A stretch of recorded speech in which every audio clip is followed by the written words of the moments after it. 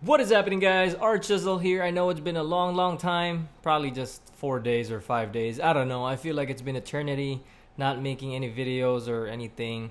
Then yeah, there's a lot of stuff going on. Like what I said, I passed all the written exams, but right now I am doing the practicals, meaning learning how to do phone calls, learning how to do interviews, proper way of teaching something in front of a crowd, a class, a lot of those stuff. That's kind of boring, so we're not really going to talk about it.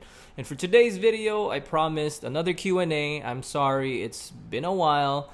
And again, I've been checking some of the messages on Facebook and all social media websites. People getting mad like I wasn't being able to respond quicker or enough for them to get the right answers from me. Then again, just remember, I am just a one-man team. Behind everything, all the channel, all the social media is just me controlling everything. If I had a big production, that would be nice, but we're not really about that. I'm just a regular guy in the US Army, just vlogging about my life and making videos for fun and to help you guys. So that's about it. Moving on to the questions. Let's start with the first one. I'm a big fan, Archie. I really want you to hit 1 million subscribers or a million subscribers.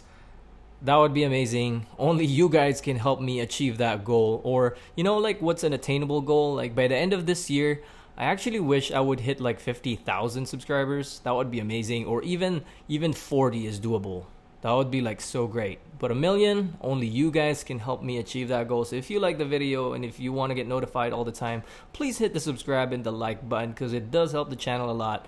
Widen our audience, widen our reach, and just share it to a friend or your mom or your dad or whoever. I've been trying to get my MOS as a combat journalist. I haven't seen any MOS or anything on Google that relates to the certain topic. What is being a combat journalist in the Army like, in personal experience or rumors? Personal experience, I can probably say that it's amazing because in my old unit in Germany, in 2CR, I was a medic. And the AFN Armed Forces Network Bavaria was in the same area, and we had to see the DJs, the reporters for AFN, which is actually soldiers as well. They cover like current events. They travel to like different stuff, like they also deploy, just media for the army, for the military. And obviously they're people also, they're soldiers. They need to get seen at the clinic, and I was there working as a medic, and I was able to screen them. And then I realized like, hey, aren't you that guy on the radio?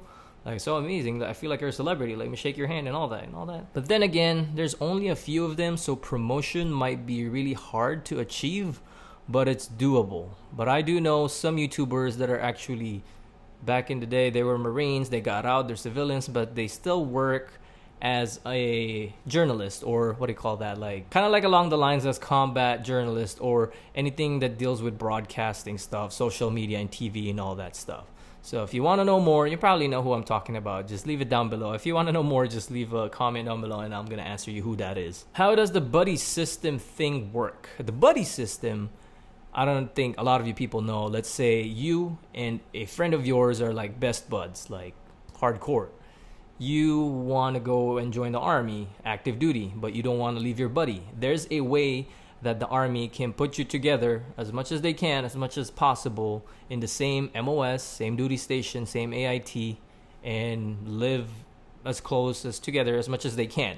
It's really hard to be guaranteed, but they will do their best, and it's probably going to end up like you being in a different company and your buddy being in a different company. It happens. That's the buddy system. More information about that coming soon, because I think that's a separate video that needs to be talked about on its own. Are you going to college if you don't do 20 years in the army? Definitely, that's the plan. I mean, as of right now, I still go to college. I take one class at a time because I'm here at recruiting school, and I have to take another class. Still much stuff going on, hence not a lot of videos and just me talking videos like this. It's easier to produce. I love making videos. I like talking to you guys. I need to focus on my studies, the civilian side, and I need to focus on the studies also for the army as a recruiter, because I don't want to fail this because it's going to look bad on my career. You know what I mean? It's all about time management. It works. Plus, I have a family. I got a daughter. I got a wife. A lot of stuff. Not complaining, but you got to stay hungry and just keep going. Just keep doing what you love doing, Wish I had a lot of time to do all these things, If the day is more than 24 hours, let's say 48 hours is a day, that would be a lot better. Is it true the military benefits are changing as well as for the retirement plan? I heard retirement plan after 20 years is going away. There is a big overhaul on that. I can't really disclose anything at the moment because I'm not informed and I don't like giving you guys wrong information. But there's a website for that, and I will get more answers about that, especially once I go out to your recruiting station, somewhere in California. So if you're there, maybe a meet and greet, yeah? Archiezzle, I have been wanting to see if I can get my grandpa's awards, medals that were lost years back. Is there a way I can get them? If so, how?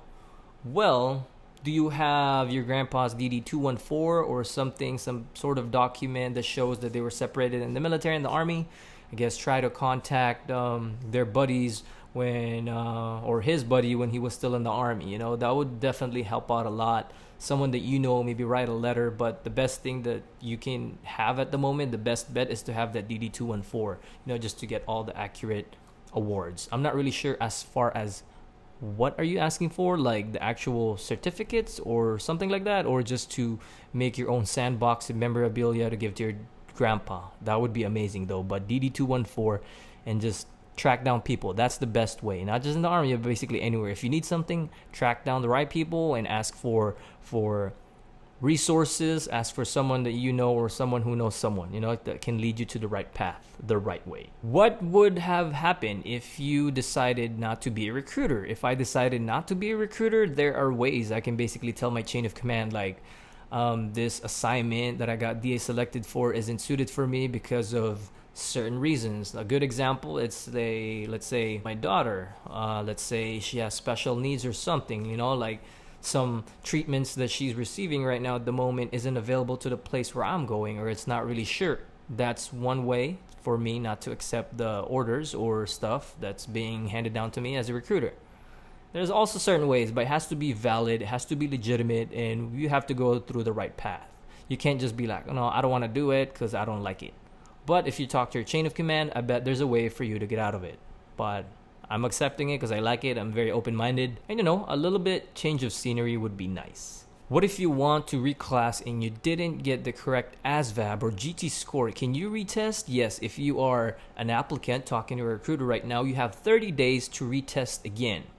And if for some reason it's still not good, there's another waiting period for that one. I don't exactly know at the moment. There's a lot of stuff going in my head right now.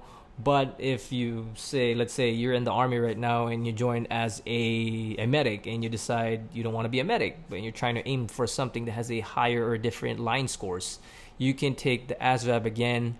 And of course, they're going to let you study for a whole week.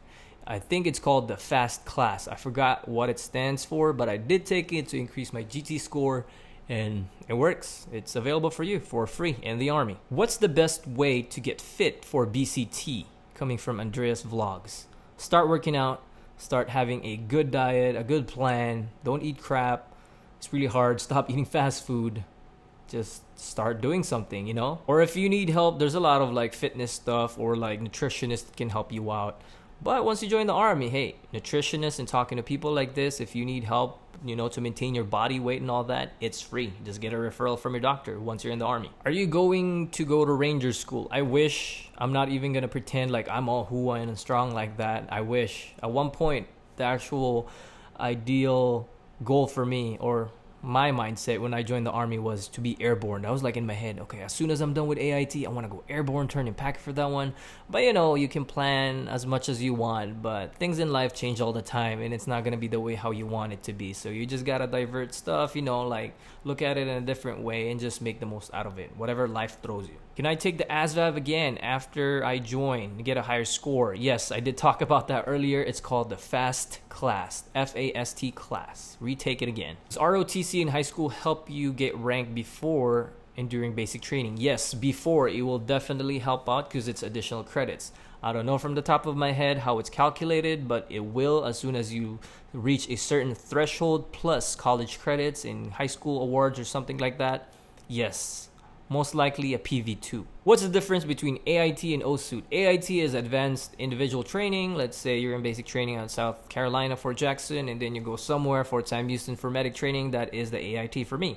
But if you're like infantry or some other combat arms MOSs, you stay in Benning the whole time and do your OSUT, one station unit training. And it's basically AIT, but you stay in the same station. Would you be mad if they sent you to Canada? LOL. Why would I be mad if I get sent to Canada? I think Canada's amazing. Hello, Niagara Falls. Did I even say that right? Niagara Falls. Yeah, there's a lot of stuff. Maybe see Drake in person, see a Drake concert in person. The only thing is, I don't want to come across Justin Bieber. No. Just no. Sarge, how do you feel about service boots with side zippers? I've never come across any of that. All I know is the regular Army combat boots, the old black boots that you have to spit shine, and the tanker boots. Side opening boots? What is this? Like going to the club? Or what are you talking about? Like knee-high boots? That would be weird though. I think there's something like that out there in the market, but I don't think that's AR670-1 approved, or if it is, I'm probably not gonna be a big fan of it. How would you feel if I'm still in the army and then Ileana's already in high school and she decides to join the army? Is she gonna join through me because I'm a recruiter? That would be weird. I gotta read the regulations. I'm not sure if I can actually enlist someone that's an immediate family member. Pretty sure it probably is possible, but you gotta read through the regulations because it changes like almost every single day.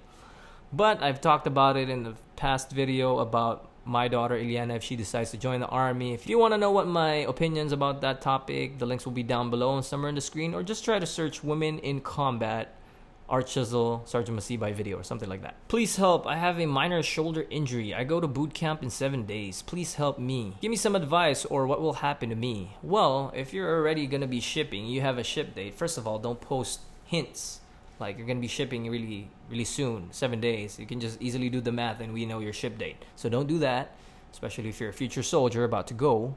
And I know as soon as you're a future soldier, you're supposed to get counseled by your recruiter to inform him or her ASAP if something happens with you.